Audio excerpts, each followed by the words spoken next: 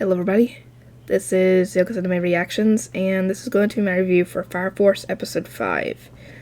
I didn't realize I had not gotten all this uploaded. I was like, oh, I didn't upload anything for that for a while, but I have up to Episode 7 recorded and edited, so, yeah. Well, we get introduced to the 5th Company, and their leader, who is very, what would be the word for her? I wouldn't say psychotic. I don't know what the word would be. Let me know what you guys would call her. Like her personality and how she treats people. Domineering? I don't know. Anyway, we get introduced to them in this episode.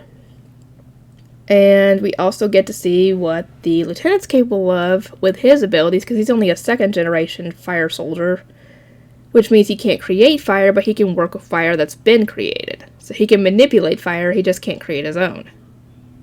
Well, with his abilities, I mean.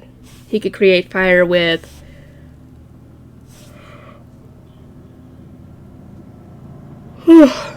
like lighters, guns, bullets, stuff like that. And that's what's shown off in this episode, because the sister realizes that something is off, so she goes to try and talk down the 5th Company's leader. I can't remember her name off the top of my head. And because of this, she ends up getting held captive. When the others realize this, Shinra barges right in, first of all. And then the others racing after him, except for their leader, who has no idea what's going on. But he's planning on investigating them anyway, even though he doesn't know what they're planning to do. Anyway, they get there and they send Arthur and Shinra to go and cause as much havoc as possible so they can go and grab the research data, because they think that these guys have been doing stuff when it comes to spontaneous combustion, when it comes to the whole why do people burst into flames thing.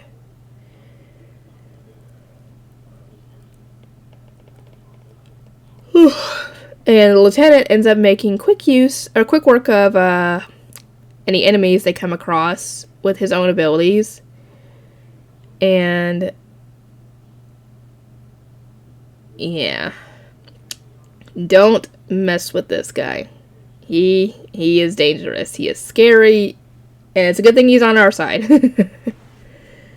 And Arthur ends up running into a guy who's been controlling an infernal, which before this, it shouldn't have been possible, because... Well, it shouldn't have been possible to have a self-aware infernal, because as far as we've seen in the show so far, those things, once they become infernals, they don't really have any self-awareness.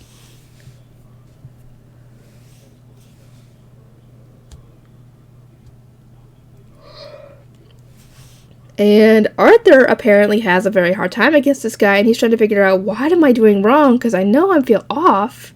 And it turns out the only issue was that he was holding his Excalibur in the wrong hand. He was holding it in his left hand when he's right-handed. I'm like, really? That was the problem? That was the problem the whole time. Wow. And once he put his sword in his right hand, he made quick work of that infernal. Which is insane in my opinion.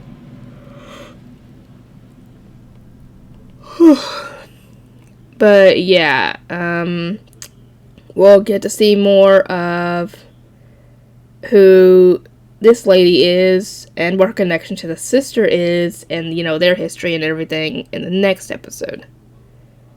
But yeah, I'm gonna try and get some more done possibly today. I'll try. Anyway, I'll see you guys next time.